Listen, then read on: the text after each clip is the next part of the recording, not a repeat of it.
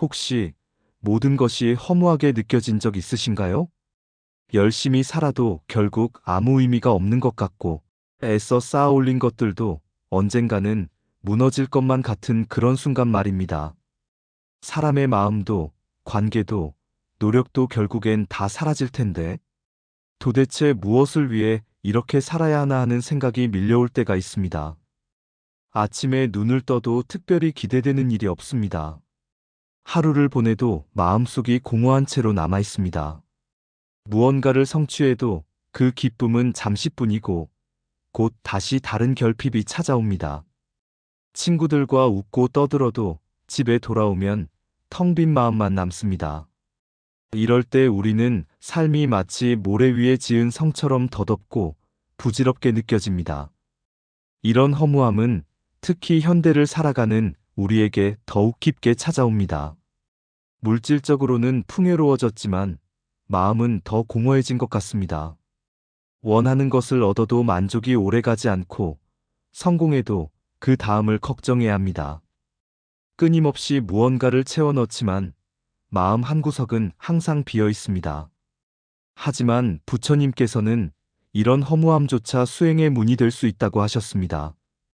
허무는 단순히 무너짐이 아니라 진실을 향한 첫 번째 깨달음이기 때문입니다. 오늘은 이 허무라는 감정을 통해 공의 진리를 이해하고 그 속에서 진정한 자유를 찾는 방법에 대해 함께 이야기해 보고자 합니다. 먼저 우리는 허무의 뿌리를 이해할 필요가 있습니다. 허무감은 대체 어디에서 오는 것일까요? 허무는 우리가 세상에 대해 품고 있는 기대가 무너질 때 생깁니다.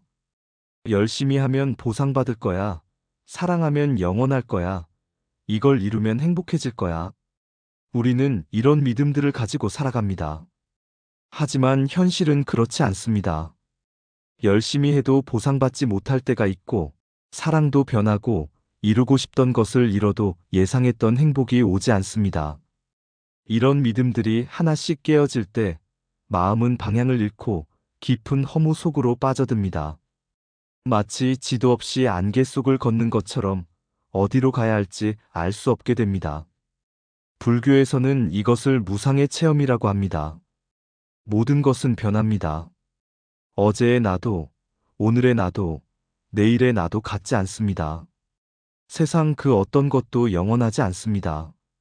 사랑하는 사람도 변하고, 건강했던 몸도 변하고, 확고했던 생각도 변합니다. 변하지 않을 것 같던 것들이 끊임없이 변해가는 것이 삶의 본질입니다. 허무는 바로 이 진리를 직접 체험하는 과정입니다.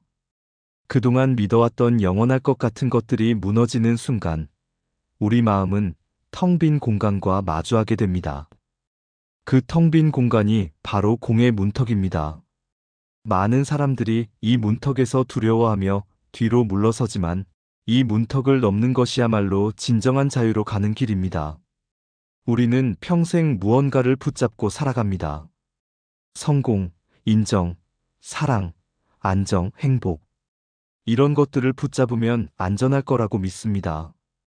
하지만 붙잡으려 하면 할수록 손가락 사이로 빠져나가는 모래처럼 그것들은 사라져갑니다. 그리고 우리는 허무를 느낍니다. 하지만 이 허무야말로 우리가 잘못된 방향을 바라보고 있었다는 신호입니다. 많은 사람들은 공이라는 말을 오해합니다. 모든 게 공이라면 아무 의미도 없는 게 아니냐? 그럼 삶이 무슨 소용이 있나? 이렇게 생각합니다. 심지어 어떤 사람들은 공을 허무주의나 염세주의로 잘못 이해하기도 합니다. 하지만 부처님이 말씀하신 공은 무와 다릅니다. 공은 없음이 아니라 고정된 실체가 없음을 뜻합니다. 즉, 모든 것은 서로 연결되어 끊임없이 변한다는 의미입니다. 이것은 매우 중요한 차이입니다. 무는 아무것도 없다는 뜻이지만 공은 모든 것이 관계 속에서 존재한다는 의미입니다.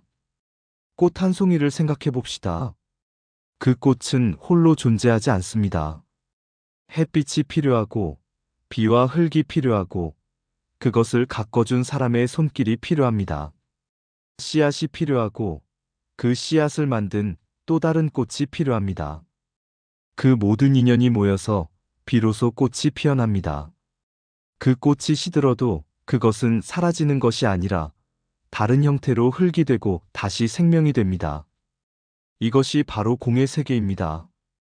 고정된 나도, 고정된 의미도 없지만 모든 것이 서로 연결되어 있고 끊임없이 새로운 인연을 만들어가고 있습니다. 꽃은 영원하지 않지만 그렇다고 무의미한 것이 아닙니다. 오히려 영원하지 않기 때문에 더욱 아름답고 소중합니다. 우리의 존재도 마찬가지입니다. 나라는 존재는 고정되어 있지 않습니다. 나는 부모님으로부터 태어났고 먹는 음식으로 만들어지고 만나는 사람들의 영향을 받으며 경험하는 모든 것들로 계속 변화합니다. 어제의 나와 오늘의 나는 엄밀히 말하면 다른 존재입니다. 세포도 바뀌고 생각도 바뀌고 감정도 바뀝니다. 그러니 허무는 아무것도 없음이 아니라 모든 것이 잠시 머물렀다 떠나가는 과정을 깨닫는 순간입니다. 그 깨달음 속에서 우리는 집착을 내려놓고 진짜 자유를 얻게 됩니다. 영원한 것에 매달리려는 집착에서 벗어날 때 비로소 지금 이 순간을 온전히 살 수 있게 됩니다. 집착이 괴로움을 만듭니다. 변하는 것을 변하지 않는다고 믿으려 하고 가질 수 없는 것을 가지려 하고 영원할 수 없는 것을 영원하게 만들려 할 때 우리는 괴로워합니다. 하지만 모든 것이 공임을 이해하면 그 집착에서 자유로워집니다. 이것이 부처님께서 가르치신 해탈의 길입니다. 허무할 때 가장 많이 드는 생각은 살아서 뭐하나 하는 것입니다. 무엇을 해도 의미가 없게 느껴지고 모든 노력이 헛되게 보입니다. 하지만 불교에서는 삶의 의미는 스스로 만들어내는 것이 아니라 깨어있는 순간에 피어나는 것이라고 말합니다. 의미는 멀리 있지 않습니다. 큰 성공이나 성취 속에만 있는 게 아닙니다. 지금 이 순간 누군가에게 미소를 짓는 일, 한 송이 꽃을 바라보며 감사함을 느끼는 일, 따뜻한 차 한 잔을 음미하는 일, 이 모든 것이 삶의 의미가 됩니다. 의미는 거대한 무언가가 아니라 작은 순간들 속에 숨어 있습니다.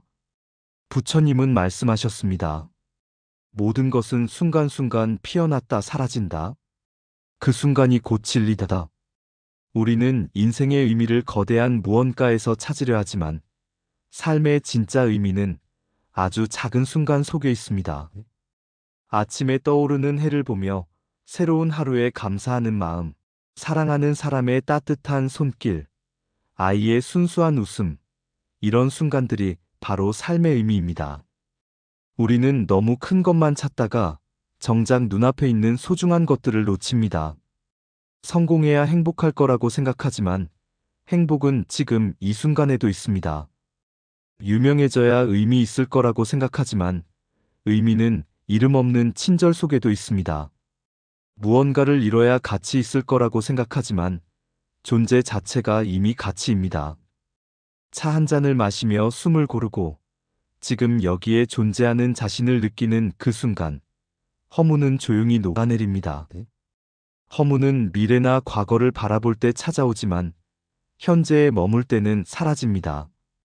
지금 이 순간 내가 숨쉬고 있다는 것, 살아있다는 것, 그것만으로도 충분히 의미 있는 일입니다. 허무함을 느낀다는 것은 사실 마음이 깊다는 증거입니다. 삶을 피상적으로만 보지 않고 그 이면까지 바라보기 때문입니다. 표면적인 것들에 만족하지 못하고 더 깊은 진실을 찾으려는 마음입니다. 이것은 실은 영적으로 성숙해가는 과정입니다.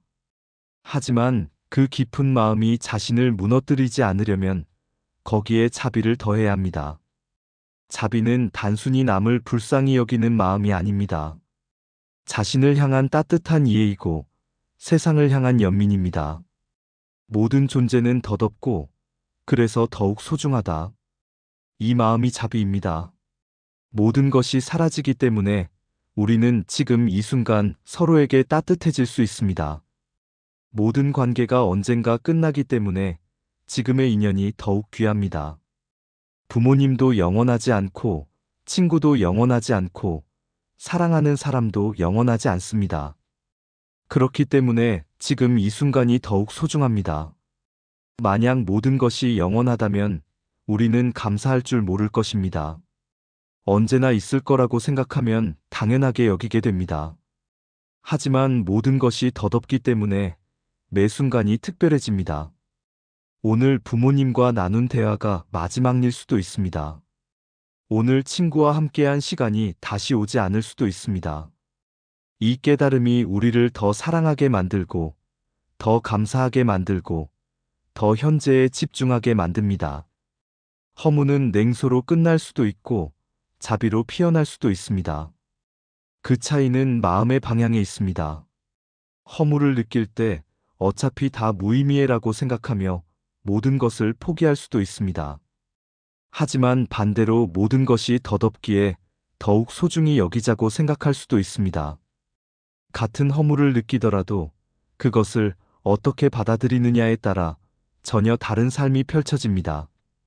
부처님께서는 무상을 깨달으신 후 절망하지 않으셨습니다. 오히려 그 깨달음을 통해 모든 생명에 대한 깊은 자비를 느끼셨습니다. 모든 존재가 괴로움 속에서 헤매고 있고 모두가 행복을 원하지만 그 방법을 모른다는 것을 아셨습니다. 그래서 평생을 가르침을 전하는 데 바치셨습니다. 허무를 느낄 때 우리도 이렇게 할 수 있습니다. 나만 허무한 게 아니라 모든 사람이 때로는 허무를 느낀다는 것을 이해하십시오.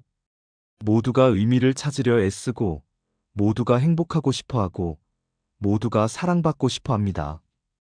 이 공통된 인간성을 이해할 때 우리는 다른 사람들에게 더 친절해질 수 있습니다. 그렇다면 구체적으로 허무를 어떻게 수행으로 바꿀 수 있을까요? 먼저 허무를 거부하지 말고 있는 그대로 바라보시기 바랍니다. 허무할 때 억지로 긍정하려 하지 마십시오. 긍정적으로 생각해야지. 이런 생각하면 안 돼. 이렇게 자신을 다그치지 마십시오. 그냥 지금 마음이 허무하구나 하고 알아차리면 됩니다. 있는 그대로의 허무를 인정하면 그 감정은 점차 힘을 잃습니다. 감정은 거부할 때 더 강해집니다. 받아들이면 자연스럽게 흘러갑니다. 마치 파도가 해변에 부딪혀도 저항하지 않으면 그냥 흘러가듯이 허무라는 감정도 받아들이면 저절로 사라집니다. 호흡으로 지금 이 순간을 느껴보십시오. 허무는 마음이 미래도 과거도 아닌 허공에 있을 때 찾아옵니다. 과거를 후회하거나 미래를 걱정하면서 정작 현재는 놓치고 있을 때 허무가 찾아옵니다. 그때마다 숨을 깊게 들이쉬고 내쉬십시오. 호흡은 우리를 지금으로 되돌려줍니다. 숨을 들이쉴 때 배가 부풀어 오르는 것을 느끼십시오. 숨을 내쉴 때 배가 들어가는 것을 느끼십시오. 이것만으로도 마음은 현재로 돌아옵니다. 호흡은 과거에도 미래에도 없습니다. 오직 지금 이 순간에만 있습니다.